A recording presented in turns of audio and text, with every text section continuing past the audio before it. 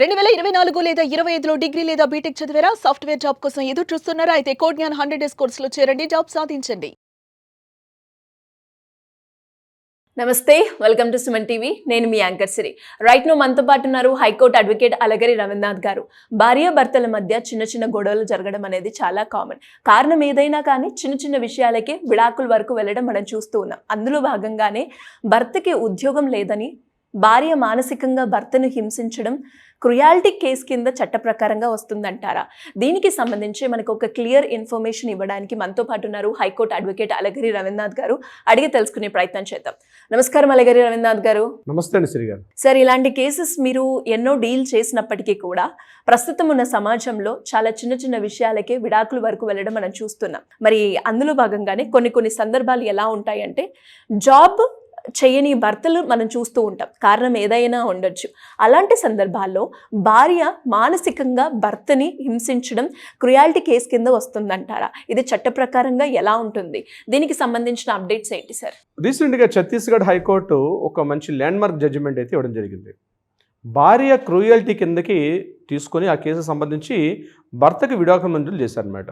December 26, 1996 ఒక జంటకి marriage అయింది. అతను లాయర్గా జాబ్ చేస్తున్నారు.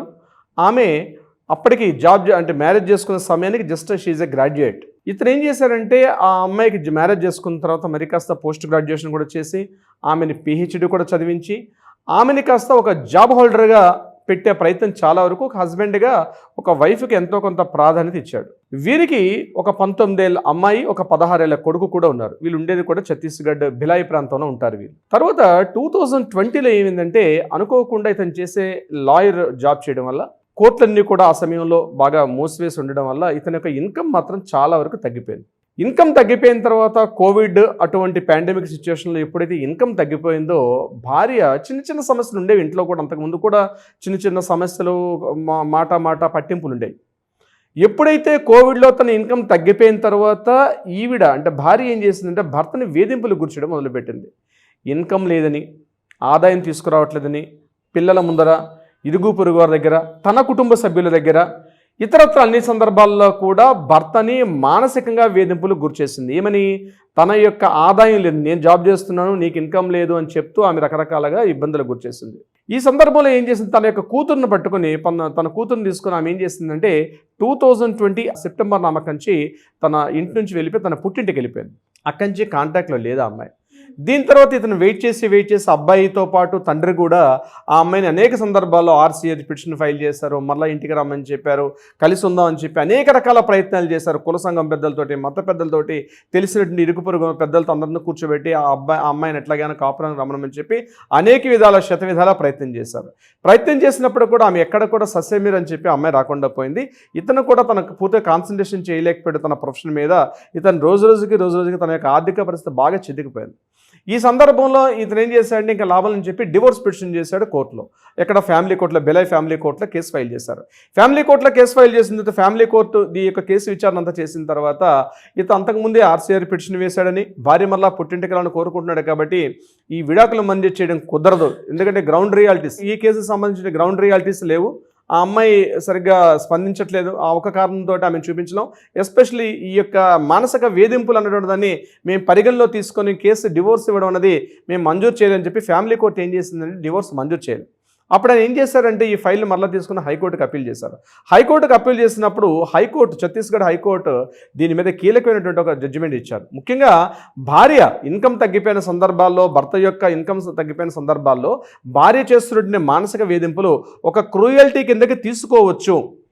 దీనిని ఉదాహరిస్తూ కానీ సరైన ఆధారాలు కానీ మనం ప్రవేశపెట్టగలిగితే తప్పనిసరిగా విడాకులు మంజూరు చేయడం కోసం చెప్పి భార్య చేస్తున్న మానసిక వేధింపులు, అంటే ఉద్యోగం లేదని చెప్పి, ఆదాయం లేదని చెప్పి, ఇన్కమ్ లేదని చెప్పి, ఇతరత్ర ఏ రకమైన లేదని కారణాలు చూపుతూ భార్య కానీ మానసిక వేధింపులు గురిచేస్తే ఆ మానసిక వేధింపుల్ని ఒక సాకుగా చూపించి భర్త విడాకులు పొందే అవకాశం ఉంది అని చెప్తూ ఈ కేసులో వారికి ఏం చేశారంటే విడాకులు మంజూరు ఆ ఛత్తీస్గఢ్ హైకోర్టు మంజూరు చేశారు.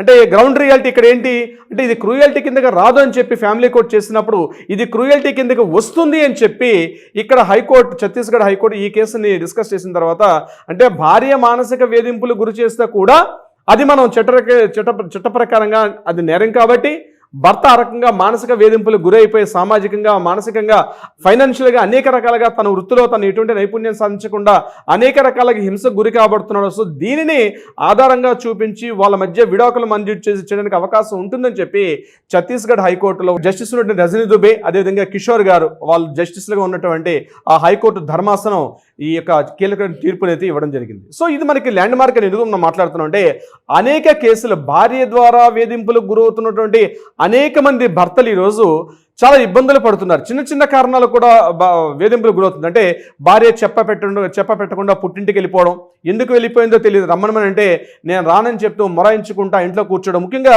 తన సొంత కాళ్ళ మీద తను నిలబడిన తర్వాత తన ఆర్థికంగా తన కాస్త ఫినాన్షియల్ ఫ్రీడమ్ వచ్చి తను నిలబెట్టుకుంటే ఇక నేను నాకు భర్త అవసరం లేదని చెప్పి, అంటే అనేక రకాల కారణాలు కావచ్చు. నేను ఎక్కడిని బ్లేమ్ చేసే ఉద్దేశం కాదు, ఇతరత్ర అనేక కారణాలు ఉంటాయి. నేను ఇతనితో కలిసి ఉండలేను కాబట్టి అని చెప్పేసి వెళ్ళిపోయి, ఈ కేసు విషయానికి వచ్చినట్లయితే ఆమె సరైనటువంటి కారణాలు చూపుతూ కోర్టు కూడా హాజరు కాకపోవడం. సో కోర్టుకి కంటిన్యూస్గా హాజరు కాలేదు కాబట్టి దీన్ని కోర్టుకి హాజరు కాకపోవడం అంటే విడాకులు మంజూరు చేయమని ఎక్స్పర్ట్ ఆర్డర్ తీసుకోవడం కూడా కొంతవరకు కారణమైంది. అంటే ఇట్లా కొంతమంది నా దగ్గరకు వస్తున్న చాలా కేసులు కూడా నేను చూస్తుంటాను. వీళ్ళందరూ ఏం చేస్తారంటే చెప్పబెట్టకుండా తన పుట్టింటికి వెళ్ళిపోతారు. దీని మీద అనేక రకాల డిస్కషన్లు, చర్చలు అన్ని చేస్తుంటారు, కానీ వాళ్ళు అనేక ప్రయత్నాలు చేసినప్పుడు కూడా భార్యలు లేకుండా పోతారు. సో ఈ జడ్జిమెంట్ మనకి ఒక సపోర్టింగ్ అవకాశం ఉంటుంది. సో ఇక్కడ ఈ విషయం ఏంటంటే, మానసిక వేధింపులకు అంటే భర్త యొక్క ఇన్కమ్ లేదని, భర్త యొక్క ఆరోగ్యం బాలేదని, లేదా భర్తకి సరైన జాబ్ లేదని, ఆదాయం పూర్తిగా తగ్గిపోయిందని, ఇతరత్ర ఇన్కమ్ సోర్స్ ఏవీ లేదని చెప్పి భార్యని మానసికంగా వేధింపులు గురి చేస్తే అది క్రూయల్టీ కిందగా వస్తుంది. ఆ క్రూయల్టీని బేస్ చేసుకుని డివోర్స్ ఇవ్వచ్చు అన్నటువంటి ఒక గ్రౌండ్ రియాలిటీ మనకి కేసులు ఇవ్వడం జరిగింది. చిన్న చిన్న కారణాలకు విడిపోవడం ఇటీవల కాలంలో సర్వత్రా సహజమైనప్పుడు కూడా కోర్టు ఎప్పుడు కూడా విడిపోమని చెప్పదు. మ్యాక్సిమం ఉండడానికే, అంటే ఒక ఇద్దరిని పెళ్లి చేయాలంటే కులమెత్తలు పెద్దలు ఉంటే సరిపోతుంది. అంటే ఇద్దరు మత పెద్దలు కానీ ఇరు వర్గీయులకు సంబంధించి కులం సంబంధించిన వల్ల ఇరు వర్గీయులు కుటుంబ సభ్యులు పెద్దవాళ్ళు ఉంటే పెళ్లి చేయడానికి ఇద్దరు సరిపోతారు. కానీ వాళ్ళ మధ్య సమస్యలు వచ్చిన తర్వాత ఆ సమస్యలకి చట్ట ప్రకారంగా విడిపోవాలంటే ఖచ్చితంగా కోర్టు అనేది ఇన్వాల్వ్మెంట్ అవసరం ఉంటుంది. అక్కడ that's a court is mandatory. అక్కడ కోర్టు మ్యాండేటరీ లేకుండా ఎవరైనా సరే, లేదంటే మా కులం చెప్పారనో, ఒక పేపర్ మీద రాసుకున్నామనో, ఒక అమౌంట్స్ తీసుకున్నాం అని చెప్పి ఒకరికొకరు విడిపోవడం అనేది చట్టరీత్యా నేరం. అంటే మత పెద్దలకు కానీ, కుల పెద్దలకు కానీ, ఇంటి పెద్దలకు కానీ, కుటుంబ సభ్యులకు కూడా వాళ్ళని విడగొట్టే అధికారం మాత్రం ఎట్టి పరిస్థితుల్లో వాళ్ళకి లేదు. కేవలం చట్ట ప్రకారంగా మాత్రమే విడాకులు తీసుకోవాలి. కానీ కలపాలంటే మాత్రం పెళ్లి మాత్రం చట్టబద్ధంగా జరగాలంటే ఇక్కడ రిజిస్ట్రేషన్ సర్టిఫికేట్ చేసుకున్నా చేసుకోకపోయినా ఇంటి ఇరువర్గీయుల కుటుంబ సభ్యులు, ఇంటి పెద్దవాళ్ళు ఉండి మన యొక్క కస్టమ్స్, వాళ్ళ యొక్క ఆచార సంప్రదాయాల ప్రకారం ఏ సంప్రదాయాలు ఉంటాయో, ముఖ్యంగా అగ్నిహోత్రం చేసుకోవడం కానీ, ఇట్లాంటి అగ్నిహోత్రం, జీలకర్ర బెల్లం పెట్టుకోవడం, సప్తపదులు తిరగడం, ఇటువంటి ప్రాథమికంగా ఉన్నటువంటి ఆచార సంప్రదాయాలతో పెళ్లి జరుపుకోవచ్చు.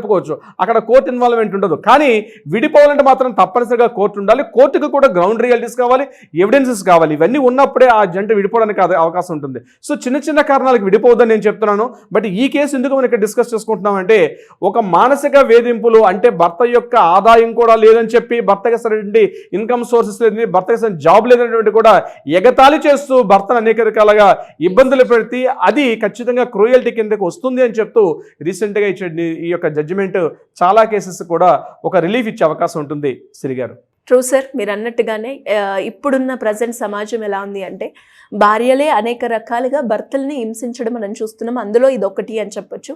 ఇలా ఎవరైనా కూడా భర్తలు, సార్ మేము ఈ పరిస్థితుల్లోనే ఉన్నాము, ఇలాంటి సిచ్యువేషన్లో మాకు ఒక సొల్యూషన్ కావాలి అనుకునే వాళ్ళు ఎవరైనా కూడా మిమ్మల్ని అప్రోచ్ అవ్వాలి అంటే ఎలా ఉంటుంది సార్? ఎవరైనా సరే, ఎక్కడ వారైనా సరే కింద స్క్రోల్తో నెంబర్ని కాంటాక్ట్ చేయండి, లేదా వాట్సాప్ చేయండి.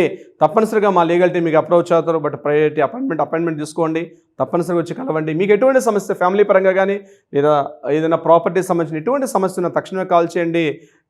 లీగల్ సావరన్లో ఇప్పుడు మీకు అందుబాటులో ఉంటుంది. Thank you sir, thank you so much. Thank you so much Shri గారు. సుమన్ టీవీలో మీ పర్సనల్ అండ్ బిజినెస్ ప్రమోషన్స్ కోసం కింది నెంబర్కి కాంటాక్ట్ చేయండి.